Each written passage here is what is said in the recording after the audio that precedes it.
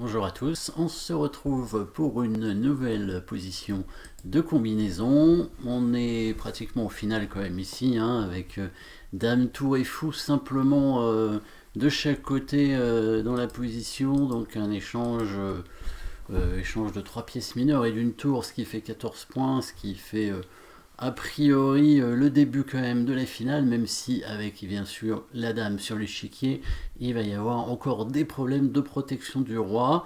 Et on remarque tout de suite la protection des rois d'ailleurs, hein, le roi blanc, mais aussi le roi noir. Alors le roi blanc a l'air plutôt bien protégé avec des pions devant, sauf que, encore une fois, sur la première rangée ici, hein, il y a un affaiblissement important et le roi blanc n'a pas la case en H2 avec, à cause du fou qui bloque, donc toujours des problèmes de maître du couloir.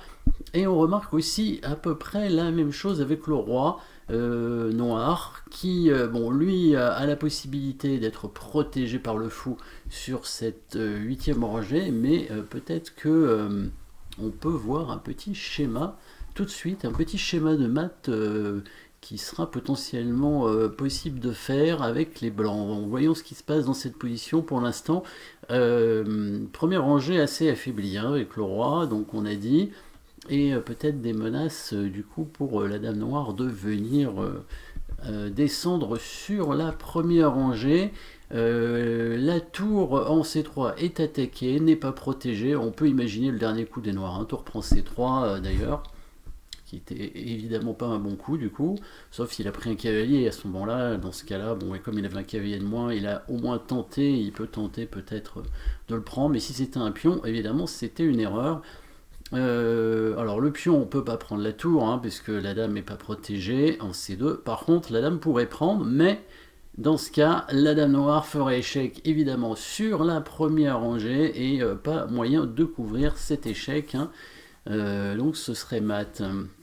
Donc et on va imaginer un coup forcé, bien sûr, hein, la tour qui fait échec en D8, c'est le seul échec de la position. Bien sûr, le fou peut couvrir. Et ça va rien changer a priori, si jamais la dame prend la tour, ce sera toujours pareil.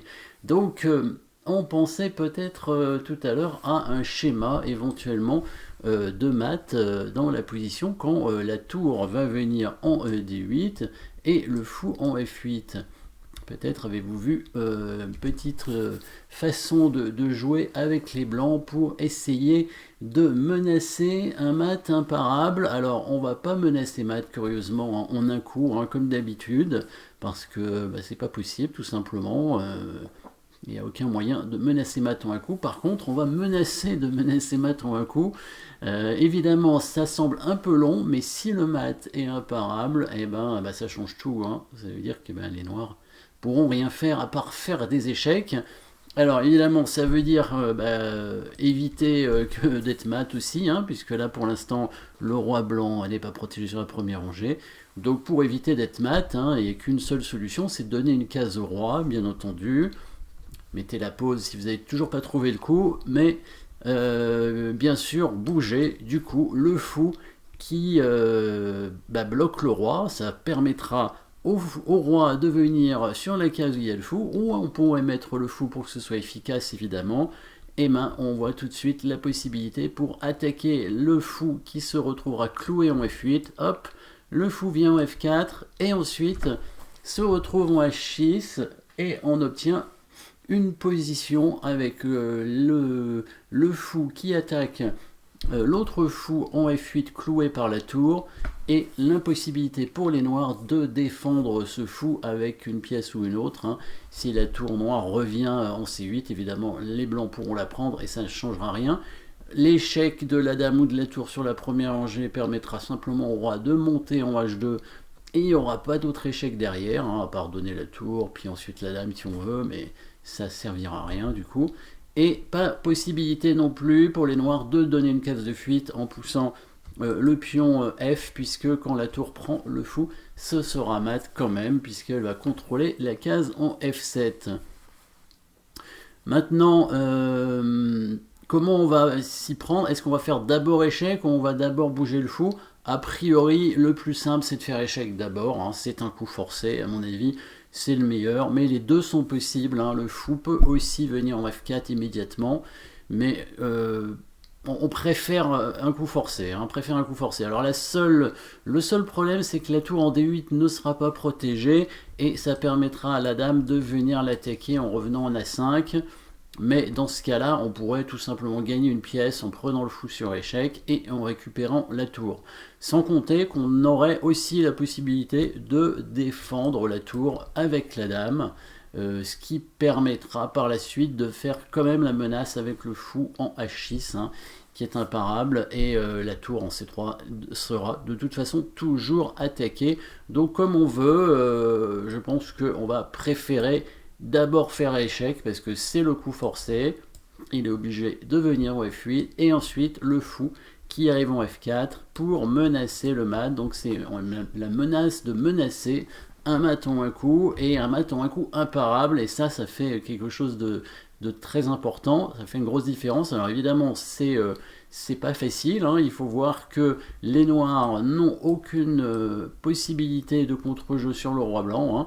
Il y a des échecs sur la première rangée, mais où qu'il aille, hop, le roi, où qu'il aille faire un échec, le roi va se cacher en H2, et il se passera rien, hein. Si la tour fait échec, on va pas la prendre, hein, évidemment, on va venir en H2, les noirs peuvent faire des échecs pour ralentir, hein, le mat, hop, mais ça servira à rien non plus, bien sûr. Après il peut donner sa dame, il n'y a pas de patte, et bien sûr, hein, il y a des pions qui avancent, faut pas exagérer. Donc ici c'est pas possible, la tour donc ne peut pas prendre la dame.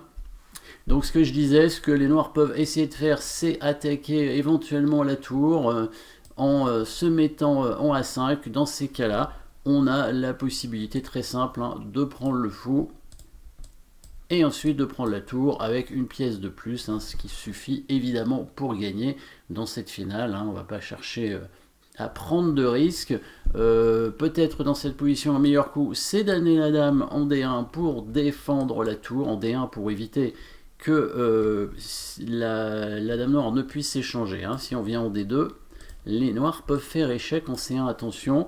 Si la dame prend la tour, la dame noire pourrait prendre la tour blanche, et sinon, si le roi bouge, évidemment, les noirs pourraient échanger les dames, ce qui n'est pas forcément si grave en fait, parce que finalement le fou va attaquer la tour et on va remenacer mat derrière. Donc effectivement c'est possible aussi, hein. On pourrait peut-être aller en D2, mais c'est plus simple d'aller en D1 ici, hein.